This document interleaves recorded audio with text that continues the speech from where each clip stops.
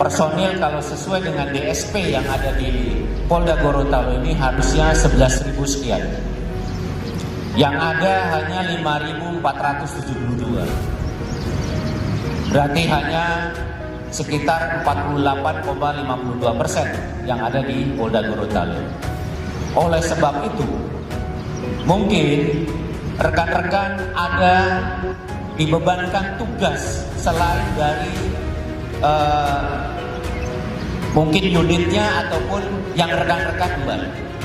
Itulah namanya analisis beban kerja, sehingga pekerjaan itu bisa dilaksanakan oleh rekan-rekan.